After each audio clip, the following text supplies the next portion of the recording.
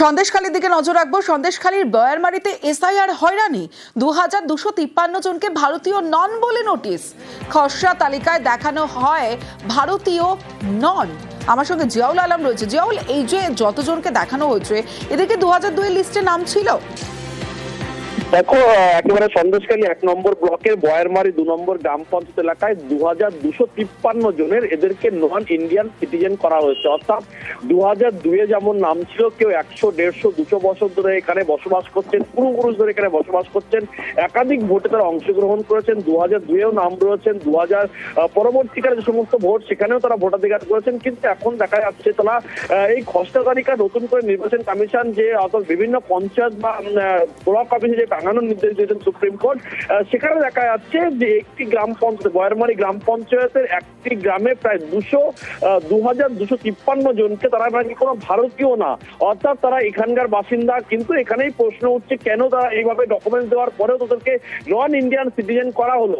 এখানেই প্রশ্ন। অর্থাৎ প্রশাসন যেটা জানাচ্ছেন যে এটি পুরোটাই হচ্ছে 7 ফর্ম, অর্থাৎ বিজেপির নেতৃত্ব 7 ফর্ম ফিল আপ করা এই সমস্ত সাধারণ ভোটারদেরকেই নন সিটিজেন বা ভোটার বা ইন্ডিয়ান করেছেন, এমনটাও কিন্তু অভিযোগ উঠছে। কিন্তু যে বিজেপি কর্মী যারা এই অভিযোগ করেছেন তারা স্পষ্ট দাবি যে তারা জানতেন এরা বাংলাদেশি এবং এরা হচ্ছে রোহিঙ্গা, ফলে তারা এখানে যে বসবাস করছেন একটি গ্রামে পুরোটাই কিন্তু রোহিঙ্গা এবং এই বাংলাদেশি, ফলে তাদের জন্যই এই তারাই অভিযোগ করেছেন। আর অভিযোগের ভিত্তিতেই কিন্তু বিএলও এবং এআরও তারাই এই নির্দেশ দিলেন। কি করে? তখন তারা তো ডকুমেন্টস না হলে কিভাবে এই পুরো একটা গ্রামবাসীদেরকে পুরোটাই ভারতীয় নন, তারা অন্য দেশের নাগরিক এমনটি কিভাবে বললেন বলে জানি। ইতিমধ্যে একটা চাঞ্চল্য এবং অভিযোগ উঠে এসেছে। কিন্তু এলাকার মানুষরা বলছেন তারা দীর্ঘদিন ধরে এখানে বসবাস করছেন, সবটাই চক্রান্ত করে তাদেরকে ফাঁসানো হচ্ছে, হয়রানি করা হচ্ছে। ফলে তারা কিন্তু এদেশীয় এবং ফার্দার যদি আবার নতুন করে ডকুমেন্টস দিতে চায় তারা সেটাও দেবেন। কিন্তু কেন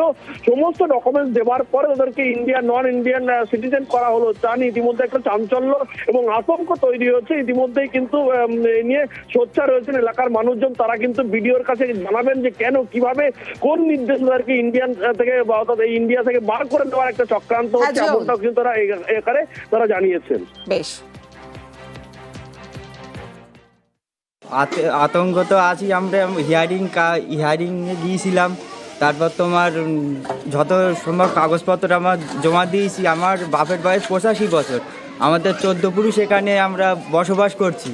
আমাদের তাও হিয়ারিংই মানে লিখে পাঠিয়েছে নট ইন্ডিয়ান, আমরা কোনো ইন্ডিয়ার বাসিন্দা না এখানে। এটার মধ্যে তো আমরা আতঙ্ক তো রয়েছি এখানে।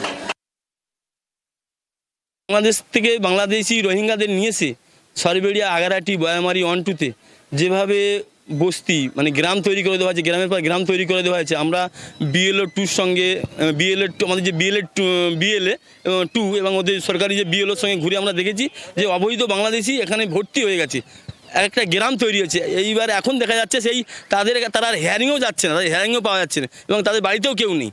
আমরা চাইছি এই এসআইআর সুস্থভাবে হোক। দেখুন, এখানে বলা হয়েছিল 1 কোটি রোহিঙ্গা আছে, আর সেই 1 কোটি রোহিঙ্গা একটাও খুঁজে পায়নি বিজেপি। তো বিজেপি তার রোহিঙ্গা খুঁজে পাবে না, কিন্তু ভারতীয় যারা নাগরিক তাদের বেঘরে প্রাণ দিতে হবে, তাদেরকে হয়রানির জন্য জীবন দিতে হবে। 130 জনের বেশি মানুষ যারা এখনো পর্যন্ত প্রাণ দিয়েছে, তার দায় নির্বাচন কমিশন নেবে না। কেন নেবে না? নির্বাচন কমিশনের দায়িত্ব উচিত ছিল যে একজন ভোটারের ন্যায্য অধিকারকে প্রতিষ্ঠা করার জন্য তার লড়াই করা। কিন্তু একটা রাজনৈতিক দলের মুখাপেক্ষী হয়ে সেটাও ভুলে গেছে যে একটা গণতান্ত্রিক অধিকার মানুষের ভোটদান, একজন ভোটার তৈরি করা তাদের কাজ, সেই কাজটাও ভালো করে করছে না।